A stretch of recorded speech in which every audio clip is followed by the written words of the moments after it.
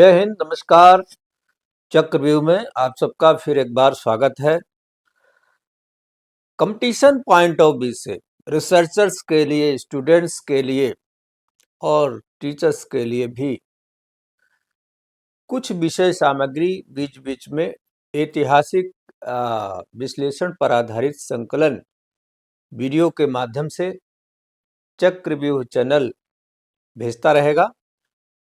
एक हमने सिंधु घाटी सभ्यता पर वीडियो बनाया है, उसी कंटेंट में ये दूसरा वीडियो है।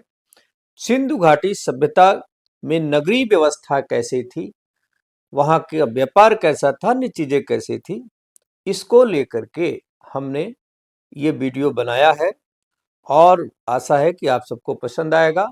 आप सभी शेयर करें, सब्सक्राइब करें, लाइक करें और पूरा वीडियो देखना ना भूलें। सिंधु घाटी सभ्यता का नगरीय विकास। सिंधु घाटी सभ्यता को हड़प्पा सभ्यता के नाम से भी जाना जाता है और यह ग्रिड प्रणाली पर आधारित व्यवस्था मानी जाती रही है। यह ग्रिड प्रणाली पर आधारित व्यवस्था थी और यह योजना इसकी पूरी दुनिया भर में बहुत प्रसिद्ध है। सिंधु घाटी सभ्यता एक कांस्य युगीन सभ्यता थी।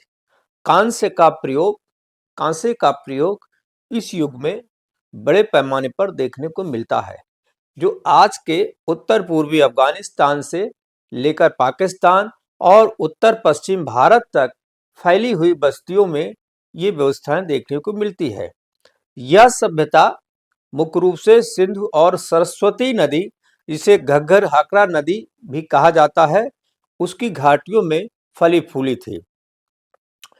सिंधु घाटी सभ्यता में 8 महत्वपूर्ण शहर थे, महत्वपूर्ण नगर थे, महत्वपूर्ण केंद्र थे। वैसे तो बहुत हैं, लेकिन महत्वपूर्ण 8 नगर केंद्रों की बात हम आज करेंगे, जिसमें मोहनजोदाड़ो है, हड़प्पा है, कालीबंगा है, लोथल है, चंद्रुक है, धौलवीरा है, राखीगढ़ी है, बनावली है।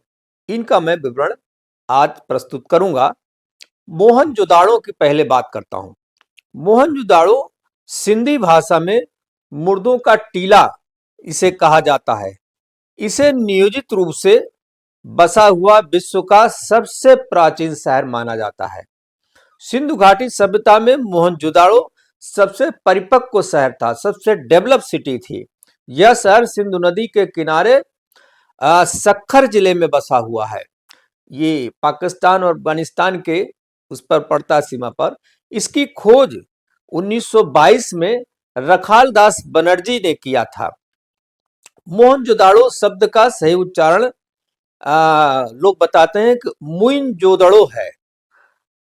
मुइनजोदड़ो, जिसे हालांकि उसका शाब्दिक अर्थ जो मुर्दों का टीला कहा गया है, लेकिन इसको मुइनजोदड़ो बोला जाता था, जिसको अभ्रंश जो है बदलता हुआ मोहनजोदाड़ो हो गया है। आइए मोहनजोदाड़ो के बारे में कुछ और विवरण जानते हैं।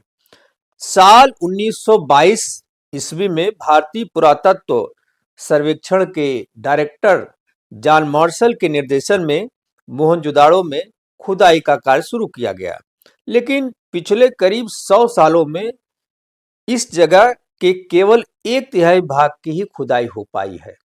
बाकी हिस्सा अभी भी रह गया है। हालांकि अब यहाँ खुदाई नहीं हो रही है, काम बंद कर दिया गया है। जो जानकार हैं वो बताते हैं कि मोहनजोदड़ो शहर करीब 125 हेक्टेयर में बसा हुआ था। एक बहुत बड़ा हिस्सा क्षेत्र हो जाता है और इस शहर में जलकुंड भी हुआ करता था। खुदाई में यहाँ बड़ी मात्रा में इमारतें मिली हैं, धातुओं की मूर्तियां मिली हैं, मोहरें मिली हैं। मोहनजोदड़ो की स्थिति अगर हम देखें तो यह शहर वर्तमान में पाकिस्तान के सिंध प्रांत में आता है। पाकिस्तान के सिंध प्रांत के लरकाना जिले में विशेष रूप से यह स्थित है।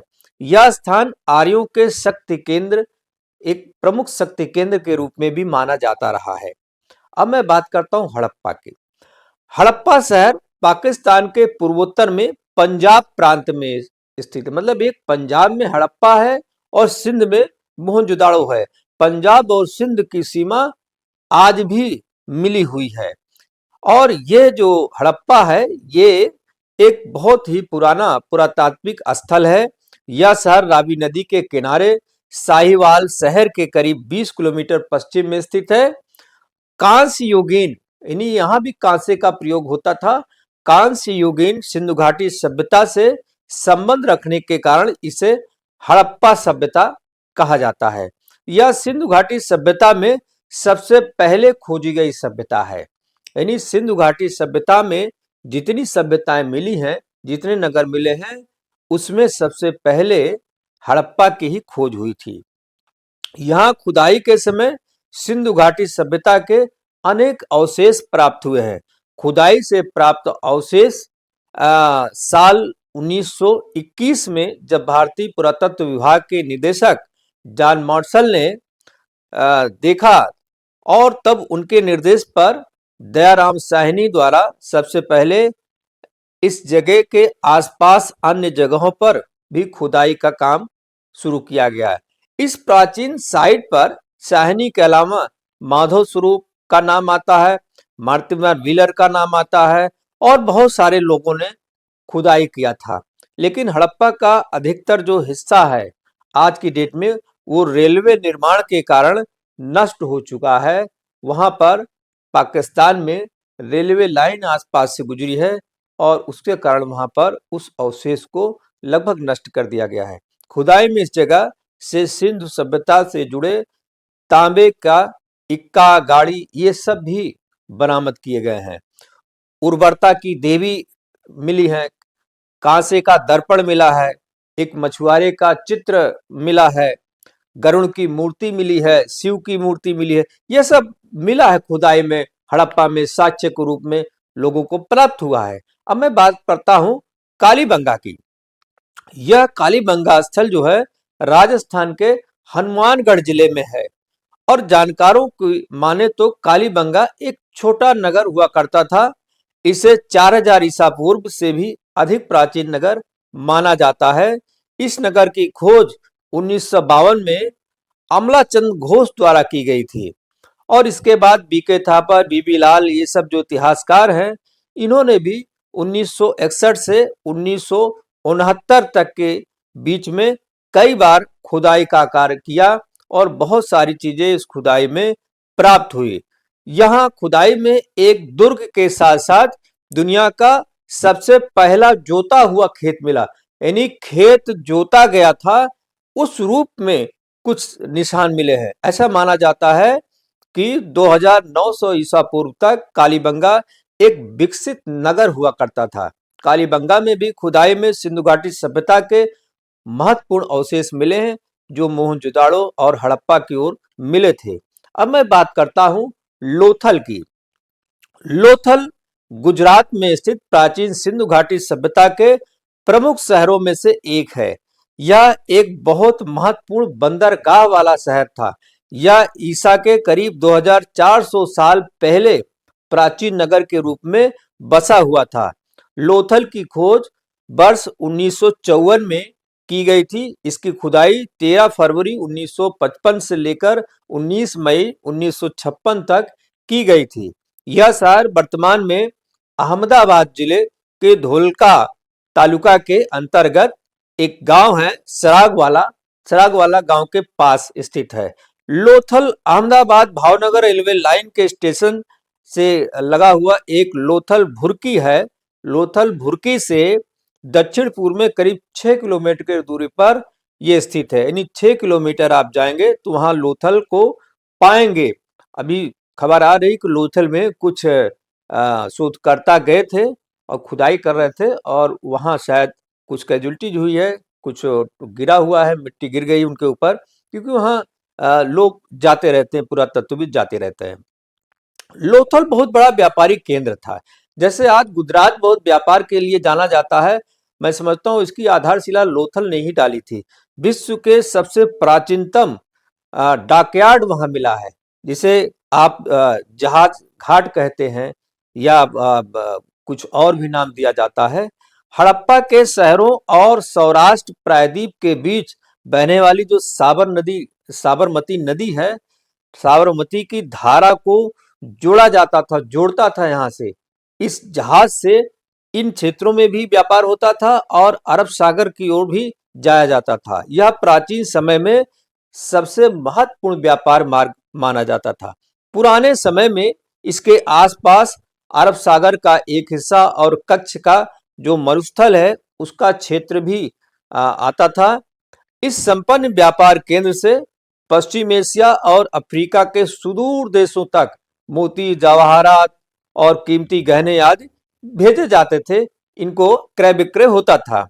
उस दौर में यहाँ माला बनाने की तकनीकी और उपकरण विकसित हो चुके थे, जिसे मन का कहा जाता है। बताया जाता है कि यहाँ धातु 4000 साल से भी अधिक समय की कसौटी पर खरी उतरी है। यानी 4000 साल पहले जो चीजें मिली हैं, जो धातु मिली हैं, आज भी ओरिजिनल चीज में दिखाई देती है। अब मैं बात करता हूँ चौहुदड़ों की।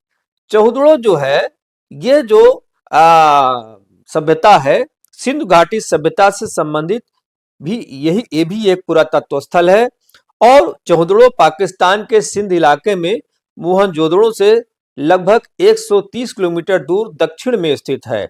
चौहुदड़ो शहर को भी 4000 ईसा पूर्व से 1700 ईसा पूर्व के बीच में बसा हुआ माना जाता है।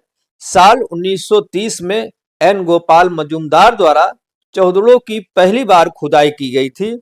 हालांकि उसके बाद साल 1935-36 में American School of the Indic and Iranian तथा Museum of Fine Arts Boston के दलों ने भी खुदाई किया था। अर्नेस्ट जॉन हेनरी के नेतृत्व में यहाँ काफी खुदाई का काम किया गया। प्राचीन काल में चौहुदड़ो को इंद्रगोप मनकों के लिए, उसके निर्माण के लिए बहुत जाना जाता था, प्रसिद्ध था। और यहाँ पर खुदाई में ईंट पर बिल्ली का पीछा करते हुए कुत्ते के पंजे के निशान मिले हैं। बड़ा मजेदार है। बिल्ली का पीछा करते हुए कुत्ते ने पंजा मारा होगा और उसके निशान पड़ गए ईंट पर, वो यहाँ खुदाई मिले हैं। अब मैं बात करता हूँ धौलावीरा की। भारत के गुजरात में कच्छ जिले के भचाऊ तालुका में स्थित है धौलावीरा नामक पुरातात्विक स्थल, पुरातात्विक सभ्यता का शहर। इस जगह का नाम यहाँ पर स्थित गांव के नाम पर रखा गया है। इस स्थल की खोज वर्ष 1960 में धौलावीरा निवासी शंभुदान गढ़वी ने किया था। शंभुदान गढ़वी ने बड़े प्रयास से, कई साल, कई बरसों के प्रयास से जो काम किया, उससे सरकार का ध्यान इस जगह आकर्षित किया। और धौलावीरा भौगोलिक रूप से कच्छ के रण में मरुभूमि जन्य वन्य अभ्यारण्य के अंदर, कच्छ का जो रण है गुजरात में, उसमें जो मरुभूमि का जो वन अभ्यारण्य है, वन का जंगल है, उसके अंदर खादिर बेट एक द्वीप है, उस खादिर बेट में स्थित है। यानी वो दलदली इलाका है, कच्छ का रण बोला जाता है उसको। ऐसा माना जाता है कि धौलावीरा नगर करीब 120 एकड़ में बसा रहा होगा, ये देखने को मिलता है। ये जो धौलावीरा है, ये भारत का 40वां विश्व धरोहर स्थल के रूप में इसको मान्यता मिली है। बताया जाता है करीब 2850 ईसा पूर्व में ही धौलावीरा में लोगों ने बसना शुरू कर दिया था, जो 2100 ईसा पूर्व के बाद लगभग उनका वहां आना जाना थोड़ा कम हो गया, बसना कम हो गया। और प्राचीन काल में एक समय ऐसा भी आया जब यह नगर पूरी तरह से खाली हो गया। हालांकि 1450 ईसा पूर्व में, 1450 ईसा पूर्व में एक बार फिर से लोगों का यहाँ बसना शुरू हुआ था। कुछ खोजों में यह भी पता चलता है कि यहाँ 3500 ईसा पूर्व से लोग बसने लगे थे। 1000 साल पहले धौलावीरा को दुनिया के सबसे व्यस्त महानगरों में गिना जाता था। मतलब वहाँ व्यापारी वर्ग के और तमाम लोग दूर दूर से आया जाया करते थे। हड़प्पा कालीन धौलावीरा शहर को यूनेस्को के 2021 में चीन में यूनेस्को की ऑनलाइन बैठक संपन्न हुई थी। इसमें विश्व धरोहर की सूची में शामिल किया गया है धौलावीरा को। यह सिंधु सभ्यता का सबसे बड़ा स्थल माना जाता है। अब मैं बात करता हूँ राखी गढ़ी की। राखी गढ़ी हरियाणा के हिसार जिले में सरस्वती और दृष्टद्वंती नदी के शुष्क इलाके में स्थित है। सरस्वती और दृष्टवंती नदी पुरानी नदियां हैं। ये बड़ा ऐतिहासिक स्थान है। राखीगढ़ी सिंधु घाटी सभ्यता का भारतीय क्षेत्रों में धौलावीरा के बाद सबसे विशालतम ऐतिहासिक नगर के रूप में दर्ज किया गया है। यानी सबसे बड़ा नगर धौलावीरा, उसके बाद जो है राखीगढ़ी नगर माना गया है। इसकी प्रमुख नदी घग्घर है। राखीगढ़ी का उत्खनन व्यापक पैमाने पर 1997 से 1999 ईस्वी के दौरान अमरेंद्र नाथ द्वारा किया गया था। राखीगढ़ी से प्राक हड़प्पा यानी हड़प्पा का जो प्रथम चरण था और परिपक्व हड़प्पा यानी जब हड़प्पा बहुत विकसित हो चुकी थी, उस युग में इन दोनों कालों के प्रमाण मिलते हैं। हड़प्पा के बारे में काफी प्रमाण राखीगढ़ी सभ्यता से भी मिलते हैं। यहाँ से मातृ देवी अंकित एक छोटी सी मुद्रा प्राप्त हुई जिसमें मातृ देवी का चित्र बना है। राखीगढ़ी से महत्वपूर्ण स्मारक और पुरावशेष भी प्राप्त हुए हैं, जिनमें दुर्ग, प्राचीर, अन्न रखने का अन्नागार और स्तंभ युक्त बीथिकाएं, मंडप, कोठरियां, बहुत सारी चीजें, चबूतरें और बहुत प्रकार की बनाई हुई अग्निवेदियां जिस पर हवन वगैरह करते हैं, ये सब जो है राखीगढ़ी में प्राप्त हुए हैं। अब मैं बात करता हूं बनावली की, सबसे आखिरी में। हरियाणा में स्थित है बनावली सिंधु घाटी सभ्यता संबंधित एक पुरातत्व का स्थल है। यह रंगोई नदी के तट पर स्थित है। बताया जाता है कि यह कालीबंगा और सरस्वती की निचली घाटी पर स्थित था, और जबकि वहीं बनावली जो है, बनावली ऊपरी घाटी पर बसा हुआ था। नीचे ये था, ऊपर बनावली था। यह स्थल प्राचीन शहर कालीबंगा से 120 किलोमीटर और फतेहाबाद से 16 किलोमीटर की दूरी पर स्थित है। यहाँ खुदाई का काम आर्य बिस्सत ने किया था, और यहाँ खुदाई में 3 संस्कृति अनुक्रम प्राप्त हुए हैं: प्री हड़प्पा, हड़प्पा और हड़प्पा के बाद का काल। यानी हड़प्पा के पहले के काल की संस्कृति क्या थी, हड़प्पा के दौरान क्या था, हड़प्पा के नष्ट होने के बाद क्या था, ये 3 सबूत नहीं, ये बहुत पुरानी बस्ती मानी गई है। हड़प्पा, मोहनजोदाड़ो, बनावली, धौलावीरा, ये सब बड़े बड़े शहर रहे हैं, और 1900 तक यहाँ लगभग 1056 से अधिक शहर और बस्तियां अब तक ढूंढी जा चुकी हैं। ये बहुत बड़ी बात है, 1000 से ऊपर बस्तियां ढूंढी जा चुकी हैं। इसके लिए सिंधु और घग्गर, हाकरा नदियों, उनकी सहायक नदियों के क्षेत्र में ज्यादा खुदाई की गई है। इस दौरान चाहे हड़प्पा की बात हो, मोहनजोदाड़ो की बात हो, या धौलावीरा हो, राखीगढ़ी हो, ये सब बड़े महत्वपूर्ण केंद्रों का पता चला है। और इस काल में मिट्टी के बर्तन या उन बर्तनों पर जो हड़प्पा कालीन चित्र हैं, उनके तमाम स्वरूप हैं, इन सब पता चला है। और यह भी बताया जाता है कि इस दौरान सफेद रंगों का उपयोग करना लोगों ने बंद कर दिया था, या लोकप्रिय नहीं रह गया था। अब कारण क्या था ये पता नहीं चला है। यहाँ खुदाई में बहुत चीजें मिली हैं, कटोरे मिले हैं, स्टैंड मिले हैं, बेसिन्स मिले हैं, और बहुत प्रकार के अन्य कीमती चीज मिले हैं, पत्थर वगैरह मिले हैं, तांबे की चूड़ियां वगैरह मिली है, बहुत सारी चीजें खुदाई में मिली हैं। और कुल मिलाकर मैं ये कह सकता हूं कि ऐसी विरासत है जिस पर भारत की नींव पड़ी है, भारत का आधार उसी पर टिका हुआ है। और इन अवशेषों को संरक्षित, सुरक्षित और ज्यादा व्यापक तरीके से जांच पड़ताल करके उन चीजों को बाहर लाने की जरूरत है, जिससे हम सभी भारतीय गर्व कर सकें कि हमारा आधार, हमारा मूल एक ऐसी सभ्यता के साथ जुड़ा रहा है जो दुनिया की विशालतम, पुरातन और सुव्यवस्थित, विकसित सभ्यता हुए करती थी। यहाँ पर मैं इस एपिसोड को विराम देता हूँ, और आप सबको बहुत बहुत धन्यवाद। नमस्कार, जय हिंद।